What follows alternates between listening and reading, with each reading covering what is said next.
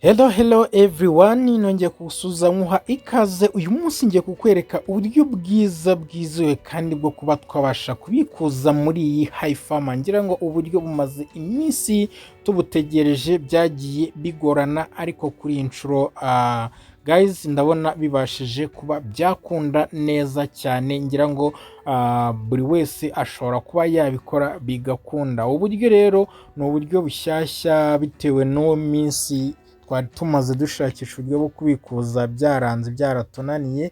Ngira ngo murabizi ko uburyo bwa mbere twakoresha bwabashije guhagarara buranga, duhabwa ubundi buryo bwa kabiri bwo kubikuza nabyo duciye muri Bangladesh, dukoresha ama VPN agiye atandukanye, ariko nabyo biza kugira gutya biba birahagaze. Ariko kuri inshuro iyi saha ngiye kukwereka uburyo bwiza cyane bwo kubasha kubikuza kandi amafaranga akakugeraho kuri Binance. Ni uburyo bwaje butunguranye abantu benshi batarasobanukirwa cyangwa se bataramenya, ariko ngewe kuko mbashe kubona, niyo mpamvu nkubwiye ngo ngiye kubukwereka. Mwaha ikaze rero wowe udahwema kurikirana ibiganiro bya Kigali Creators. Iyi ni online business, tukwereka uburyo ukora amafaranga nta gishoro bigusaba uretse telefone yawe ndetse na internet. Nawe ushaka kudipostinga amafaranga utarashaka ubwo kuyakora withdraw, ukajya uyabikuzaho kudipostinga. Kudipostinga ntabwo tubikunda nta nubwo tubishaka, kuko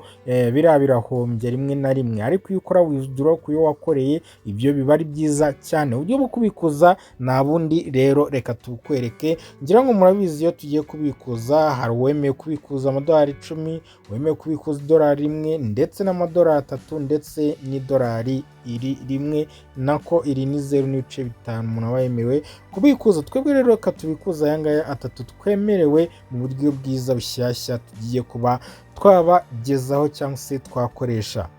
Nta kindi ukora rero, uraza ugakirika ahangaha kuri aya madolari kuri 0.3. ngira ngo ahangaha wamara gukirikaho gutya, uhita uza hano hasi handitse withdraw, ugakanda kuri withdraw gutya. Wamara gukanda kuri withdraw ugakomeza ukaza gutya, bakakwereka address my dear friend. Iyi address ngira ngo wari uyikumbuye cyangwa se nawe wifuza kongera kwibona mu maso yawe bayikwereka. Urabizi ubundi hano oza account ntago twazisangagamo ada account gutya, twinjiragamo wakandamo ugasangamo ibihugu nk'ibi ngibi, ukaba ari byo usanga byibereye aha ngaha. Ariko kuri inshuro ngira ngo urabona ko twebwe tubashije kuba twabasha kubona ada account.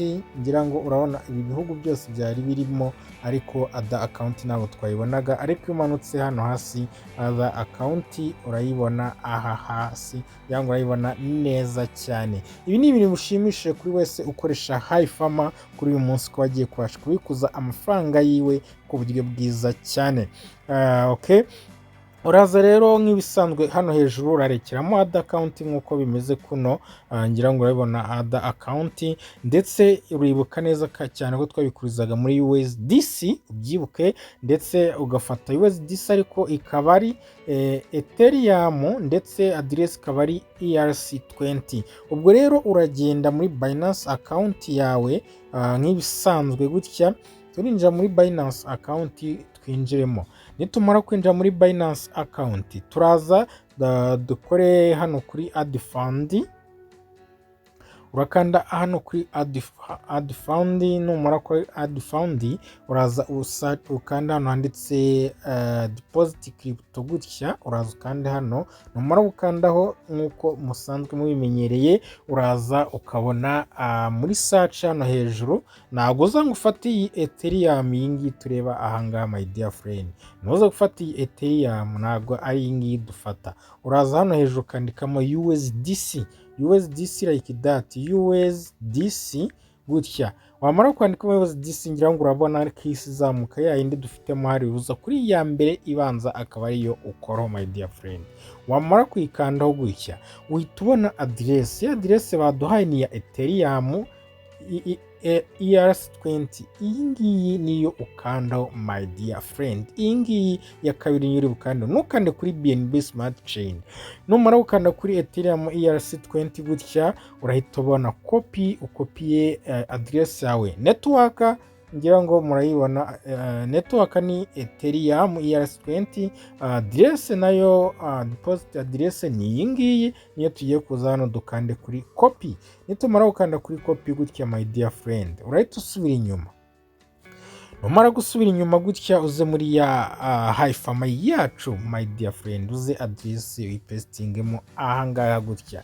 Numara kuyipestingamo ngira ngo urabona ko iri ahangaha. Urahita uza hano hasi handitse confirm withdraw, urahita uza ukandi kuri confirm withdraw gutya aha hasi. Reka makwereke neza, sorry gatoya, aya ni amafaranga tugiye kubikuza. Urahita uza hano hasi handitse confirm withdraw gutya uhite ukandaho. Numara gukanda kuri confirm withdraw uragera kubaze kuri confirminga, wongere ukande hano kuri confirm gutya ukandeho. Numara gukanda kuri confirm ngira ngo urabona ko ibintu bakubwiye ngo tugiye gukora icyo bita authentication gutya, go to authentication. Reka dukore iyi authentication, ngira ngo urabona ko ari byo batubwiye. Authentication turaza tuyikoreho gutya, urakirikaho. Numara gukirikaho uraza wongera ukirika hano hasi.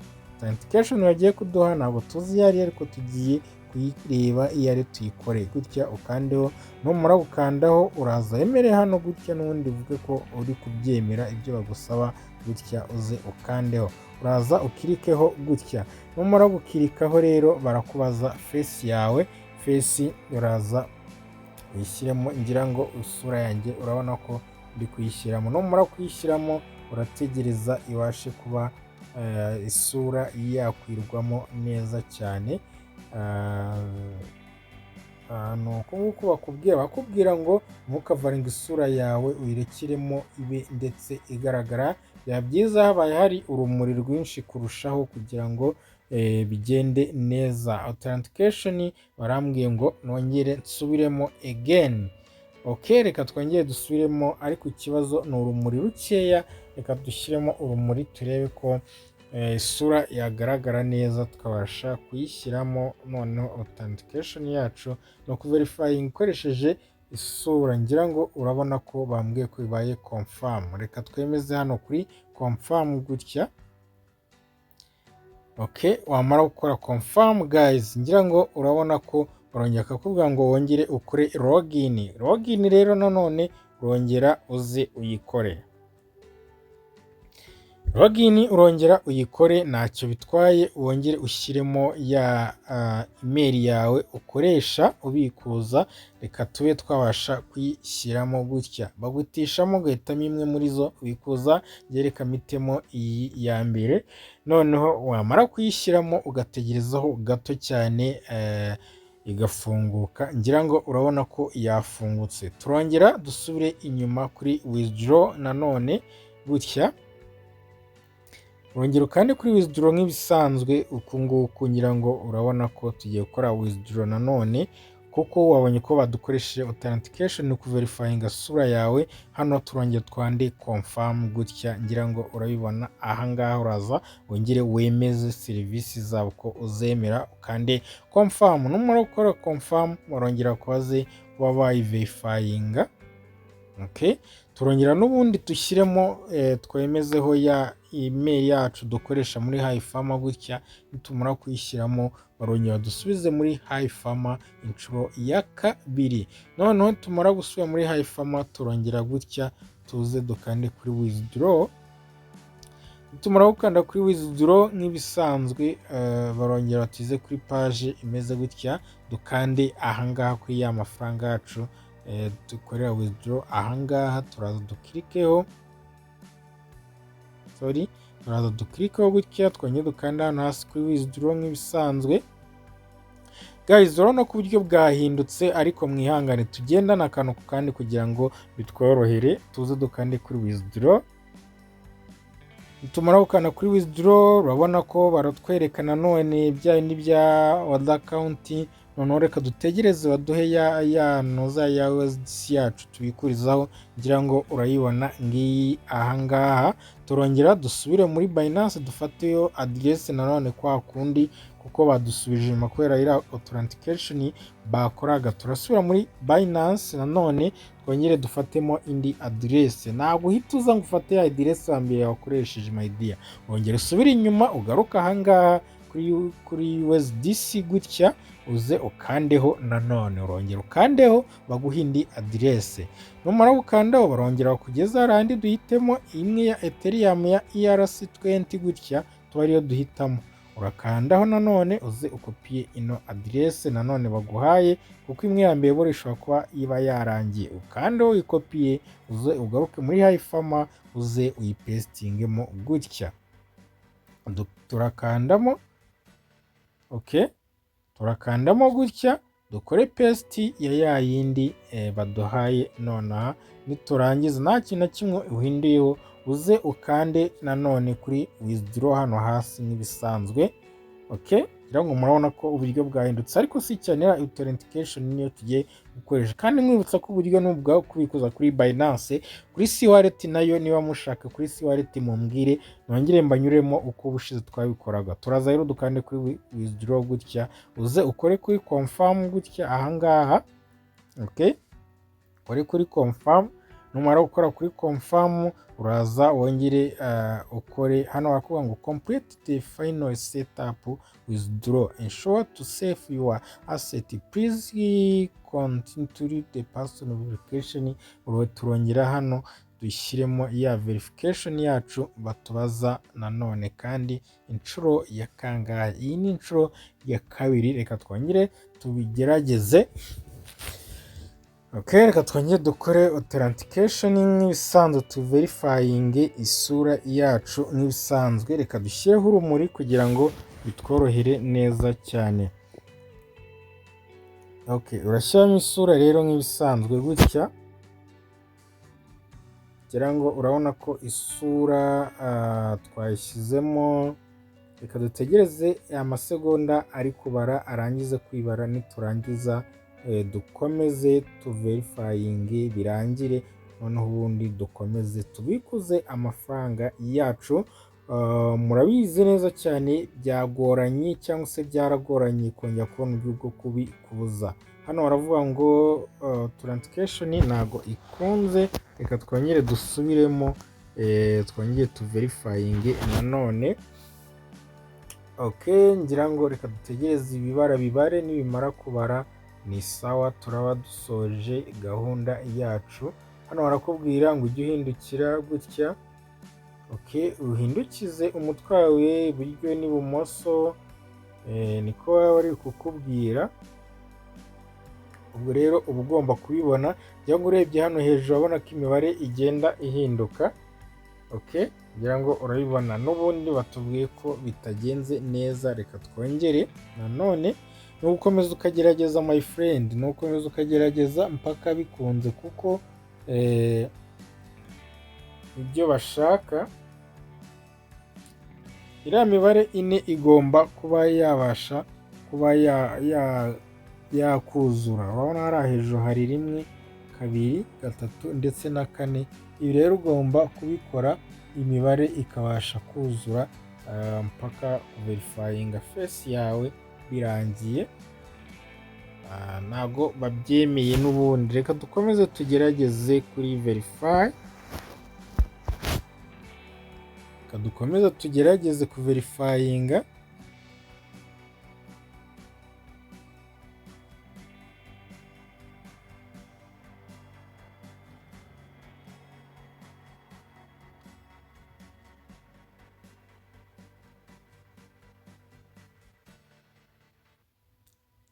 Turi kugerageza kuverifyinga ku buryo bwuzuye. Ngira ngo murabona ko verify ibaye.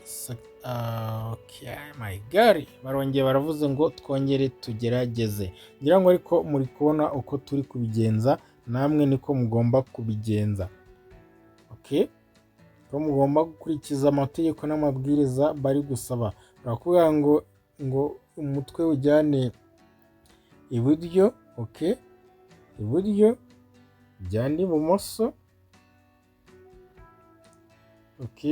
Barakubwira ngo umutwe wawe ugende uwuhindura gake gake.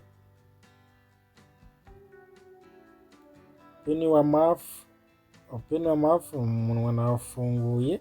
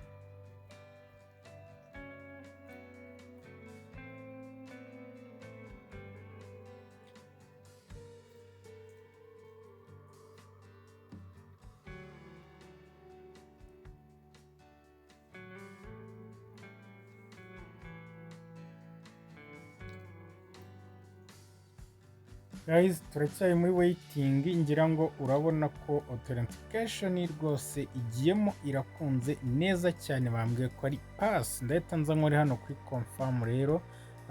Nibyo twari turi gukora tu verifying face, ngira ngo urabonye ko bibashije kuba byakunda. Bitwaye umwanya munini, twagejeje igihe kinini, ariko kuri inshuro bibashije kuba byakunda. Ngira ngo urabona ko dupasinze iriya verification. Ubu ni ukuvuga ngo nemera gukoresha account imwe na yindi account nshobora gukoreshamo hano ngo bikunde ngo mbashe kuba nabikuza.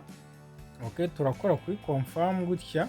Nitumara gukora kuri confirm, ndizera neza yuko ubu ngubu iyo ariyo account yacu ya nyayo tuzatubikurizaho, nta yindi wabikuzaho ngo bibe byakunda. Okay, reka dukomeze kuri withdraw nk'uko bisanzwe. Dufate adresse kuko ubu ngubu gukora authentication byakunze. Turaza rero dufate muri Binance n'ubundi nk'ibisanzwe adresse ya adresse yacu. Okay, nitumara kujya gufata adresse muri Binance, turaza n'ubundi hano kuri add funding nk'ibisanzwe aha gutya. Niturangiza tuze dufateyo adresse.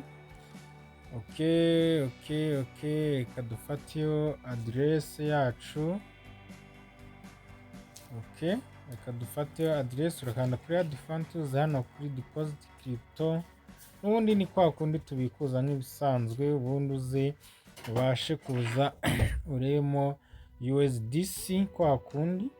USDC gutya ni iya mbere murabimenyereye gutya, ubundi wemezeho. Numara kwemezaho duhite tuza ufata iyi ngiyi muri Ethereum ya ERC20 gutya, warangiza kuyikoraho ugahita uza ugakopiya iyi adresse baba baduhaye ahangaha. Ngira ngo wayibonye ko ari adresse baduhaye ya Ethereum ariko iri muri ERC20. Ubwo rero uraza ugafata adresse ukareba ko n'aka karogo gutya kariho, warangiza ukayikopiya ugahita ugenda ugasubiramo ahangaha muri Hifami yacu, adresse ukayishyiramo ahangaha. Warangiza ukaza hano kuri withdraw nk'ibisanzwe, kanda kuri withdraw gutya nk'ibisanzwe. Okay, ni ibintu mbonye byoroshye gusa bisaba nyine ku verifyinga ku buryo account failed. What? Sorry, nshobora kuba nshyizemo adresse itameze neza. Reka nsubire mfateyo indi adresse kugira ngo bize kunyorohera. Okay, reka dufate indi adresse iriya nabonye ibaye failed. Uraza n'ubundi ukandeho hano kuri USDC, uze hano hasi kuri Ethereum hano, uze ukopiye adresse yawe, ugarukemo hano uze uyipestingemo gutya, uze ukore paste, nurangiza uze kure kuri withdraw. Okay, account being failed, my dear friend. Since what is a problem? What is a problem? What is a problem? Ikibazo ntazi cyari cyo rwose.